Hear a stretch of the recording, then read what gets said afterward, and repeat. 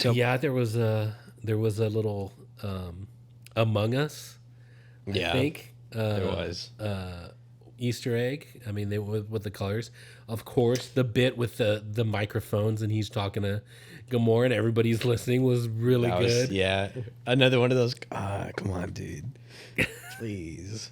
I did like his fake out in the big weird fleshy planet, where he was like, just if you can get me into the PA system and I can just speak from my heart, and Yeah. she was like, okay, you're Ron. He's like, yeah, I'm not that stupid.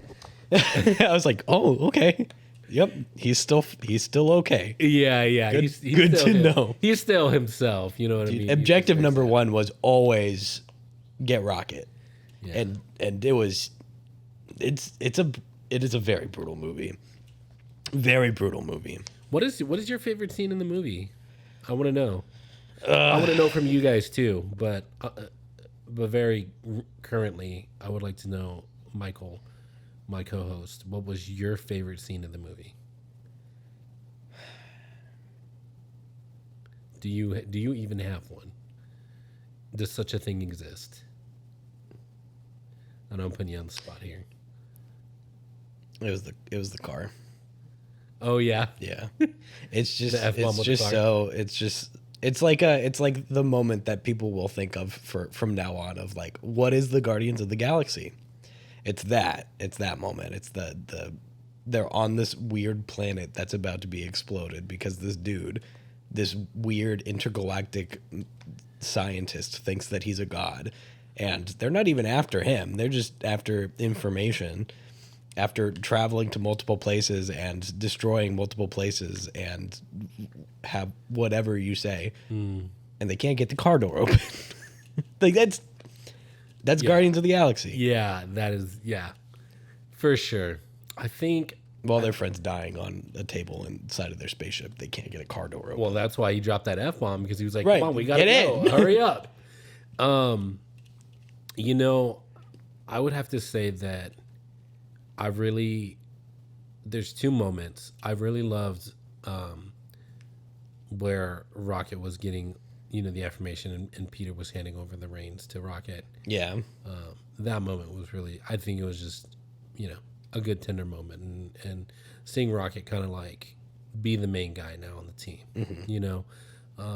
He was definitely able to do that, and that was him.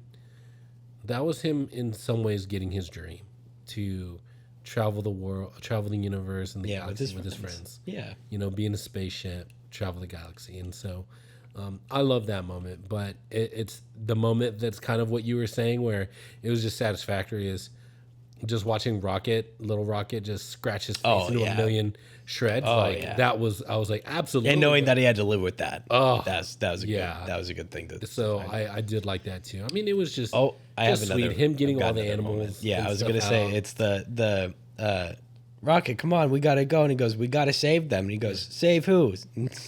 The rest of them. Yeah. Yep. It was a very sweet Dude, moment. Yes, I absolutely love that.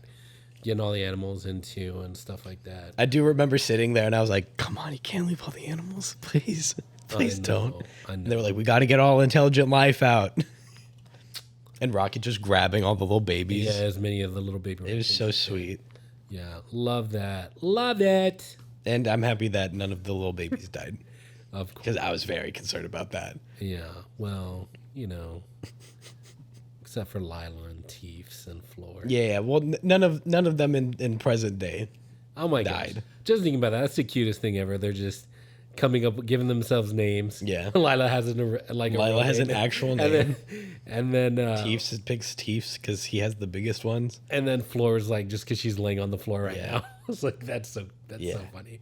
But when I first saw them though, I was like, dude, they look like the things that from Toy Story Sid built. His creations. I was like, oh my gosh, especially Floor. Very bad. Really sad. Yeah, because I mean, I think that's kind of that you could even draw parallels to that. 'Cause he's just a messed up kid who's just like creating abominations indiscriminately. I never wanted to punch Sid in the face, but really, yeah, He was a bit weird, He's but punchable. He's punchable. he is punchable. But I've never been. Look, you put me in a room with Sid and the High Evolutionary, and the High Evolutionary is gonna have yes. some broken fists in his mouth. That's what he's gonna have. Of course. I mean, And Sid, I'm gonna have Sid join in. When you compare who's worse, for sure, it's the High Evolutionary. But I mean, he's pretty sadistic. I Yeah. think that. I'm not a violent person. For reference, I just sometimes, Justice needs to be served. yeah, a little bit of street justice is warranted. You know, If I saw somebody like kicking a puppy in the middle of the street, I'm not a violent person, but that person would be eating pavement. so just That's not okay. So just let the animals take themselves out. Yeah. You're supposed to say, God willing. That was God. Oh, sorry. Yeah, Let's it's do it training again. day. Do it again. So just let the animals take themselves out. God willing. There you go. Yeah. I think that's what he says. The line could be wrong. I know somebody's going to know the line better than me It's okay. than us, and they're going to be like, "Oh, actually, it says," because if you watch because that was a great movie, Training Day. So that was a Training Day reference. That was a fun one for sure. Yeah. Nobody in that movie particularly punchable. I think Lonzo deserved everything he got at the end. Oh, well, yeah. But again, I wasn't sitting there going, somebody better punch him in the face. I just need one. Dude, he's so bad, but you kind of still like him. Yeah. It's not like Loki in the first Avengers where I was like, come on, dude, you're being kind of a prick. And then Hulk goes, Yeah.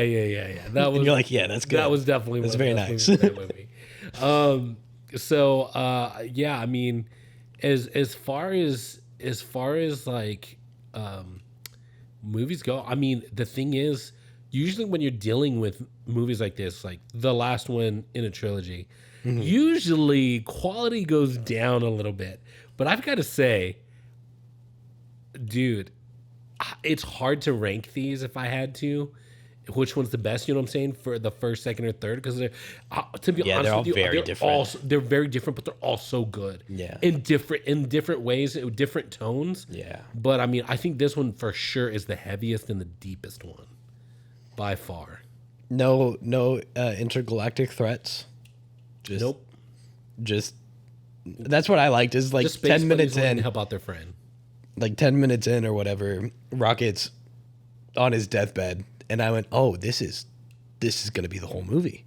Yeah, And then and that's awesome. dude, do you remember in the ending where after everything gets set up, the High Evolutionary had that last trump card and blew everybody up and they all died? Yeah. That was the worst, guys. Everybody from the Guardians of the Galaxy dead. It was I would not have ended it that way for the Guardians. Yeah, me either. James Gunn. Hey, he didn't want anyone else to have it, Yeah, and nobody's gonna use these guys again. No. That's not how it went. Watch the movie. Groot. Dude. So they call him, I think they call him King Groot. Yeah. Yeah, dude. He I was like, ain't cool. bro has not missed a day of lifting. Yeah. He definitely I think his Big Groot's my favorite Groot. I definitely think in Groot's case, his bite is a lot worse than his bark. Oh yeah, very good, very funny. Get it? Because he's a tree He's a tree. and he has tree bark. Yeah. it? There was a moment at the end of the movie that you and we both sat in theaters and we were like, because we hear Groot say, "I love you guys," and I was Yes. like, It was pretty jarring. And look, you know what I gotta say? I appreciate you bringing that up. yes, yeah, Because- it's important to know. Yeah, because context. And here's the thing. My friend Clint, who is a real person, we were talking today because again, I tried to get him to come on the podcast for this episode, and he had something else going on, or so he says. No, I'm just kidding. No, he had a family birthday that he was doing this afternoon. So, Why didn't you bring him? well, I don't know. We'll just have to ask him when he finally comes on. Please go I'll bother make him notes. on his channel, I'll make Mud notes. Kips and Bricks, please. But Birthdays are more important than friendship. no, don't do that. But anyways, this is something that after we had seen it together, because we saw it together, we both talked about it, and it was like, yeah, that was a little jarring. That was kind of weird. And when I talked to Clint later that night or the next day, he mentioned, he's like, bro, he's like, here's what he said to me. He said, I'm gonna tell you why that is a perfect moment. And he said, here's what you gotta understand. Like this whole time we're being introduced to this family. This is their story from start to finish. How they came together in the first one, and how they're ending things mostly at the end of this last one. And he said, even throughout the movie, you see Gamora. She's like, I don't even. What are you even saying? Like, I heard you. yeah, she's hearing the I am Groot. She's Yeah. not hearing what he means. Yeah. Right. And so at the end of it, what my friend Clint said was like, this was James Gunn's way of saying, hey, like everybody in his family understands what he's saying, and you guys, the fans, the viewers, are part of the family. So it's not that he actually said, I love you guys. Yeah. It's just that now that we're all family and we've gone on this journey together, we can understand what he means by when he says, I am Groot. Which was, yeah, exactly. Yeah. And the fact that he loved them, and that he loves us, and James Gunn loves us, and that we're a part of his extended family through this medium, through movies, which is what I love about movies. It connects people. It explains and shares human emotions, human experiences, some realistic, some not. Yeah. Like, like Peter Quill's grief over Gamora and how he's handling that. Completely not real. Yeah. And things that are more real, like animal abuse. No, they're both very real. But animal abuse is horrible. Don't ever let me catch you abusing an animal. Bite the curb. Yeah. You're going to get in trouble. Hit a puppy, bite the curb. Animals are the sweetest things ever. And they will call me the first Avenger. You know what? Groot will come after you, as well as Rocket, and they will guard this galaxy, baby. They'll do it. They'll guard the animals in the galaxy from you forever. But yeah, that was a cool thing. And I told Clint I would give him credit. He said that. And then he said a few days later, that was something that even James Gunn confirmed. Yeah, I did see that on too. Twitter. So I'm not like, on oh, Twitter okay. yet. So he did confirm that. So congrats, Clint. You know stuff about James Gunn and movies. Still took me out of it for a moment. Where It was what? a little bit jarring. But once Clint explained to me, I was like, dude, that makes a lot of sense. And I was like, I get it. And I also thought that was a sweet thing for James Gunn to do. And we got our big Bollywood dance number at the end of the movie. Yes. We need more Bollywood. I will say I have never wept so quietly to Florence and the Machine. First time for everything. Yeah. So. And that acoustic rendition of Creep at the beginning. Both were very, very good picks. I mean, it's James. I mean, sets the tone. James Gunn. Like when it comes to music in his movies, like this guy is he doesn't miss. He's like he knows what he's doing. He knows how to. I mean, I think he like just the music plays a huge part in his movie making process. Mm-hmm. So I saw even some interviews with Chris and James on the press tours and stuff like that. Mm-hmm. And it's cool. He was saying how James was a lot more strict early on about his script, and as the movies have gone on, he's been a little bit more open to improvisations and things like that. Because people know the characters better now. Yeah, and they're all a little bit more comfortable. Yeah. And James is a little bit more. He's a little bit less heavy-handed on like it needs to be done this exact way. He's a little bit more open with it too. So, I think that's great. I mean, he looked great in interviews. He's got his hair dyed all white and his facial hair. I might do the same thing. Most of my hair's turning white already, anyways. Did you see? There was a clip online of some behind the scenes of the movie. Yeah, where they showed the Chris Pratt that Karen Gillan was carrying at like the first 5 minutes of the movie. Yeah, it's a 15-pound Chris Pratt, 1-for-1 scale. It looked so creepily like him. Yeah, and it's one of the most impressive things that I think I've seen. I was like, somebody lifted it up with one hand and was spinning it around. I was like, what's going on? And Chris was like, do I look like that? Is that actually what I look like? Well, yeah, and then they said that James Gunn for a long time just had it in his office. That's like, really funny. so and then people would That's come in really and funny. be like, oh, they like would get freaked out. Yeah, that, don't worry, he's sleeping. oh man, dude, James Gunn. If you ever want to just make some small YouTubers' life, hit us up, dude. We'd love to pick your brain about movie making and your process, and just how did you get so talented and handsome? What does it take to make incredible movies all the time and almost never miss? Yeah. Tell us how you feel about Michael never seeing the Suicide Squad and comparing it to the first one at all in any way.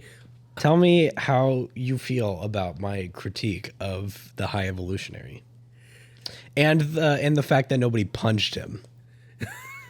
I want What do you I have want to the answer say to to both that? of those. I mean, they did punch him. To be fair, there was Yeah. like everyone was throwing him around for a little bit, but there was not like one quiet like last punch. And I really want to know why you didn't do that. Please tell us. We'd love to chat with you. Give us a call, even we will take that, man. But I just I'll come to you. Yeah, I want to say, yeah, we will. I want to say, like, dude, you're awesome. Anybody in the comment section, if you know James Gunn, tag him. Let him know. At James Gunn YouTube. Yeah, exactly. Dude, I mean, just fantastic movie. I think even you said that this was kind of like a middle finger to Marvel for firing him, absolutely. because like he's just so good. Absolutely. He's made 3 of some of the best movies in all of Marvel He's also up to this point. So another thing that my friend Hunter and I were talking about is that most of the early Marvel directors, the big ones like Joss Whedon and Jon Favreau, Russo brothers. Yeah, they're all gone. Like, I'm sure they had the option to be in another one. They left. Yeah. James Gunn is the last one, Yeah. and for probably good reason. He's Save the very best for good at last. it. Yeah, he's Save the best very for good last. at it. I don't know. I love Jon Favreau. Dude, Jon Favreau's amazing. What love he's doing Jon with the Favreau. Mandalorian.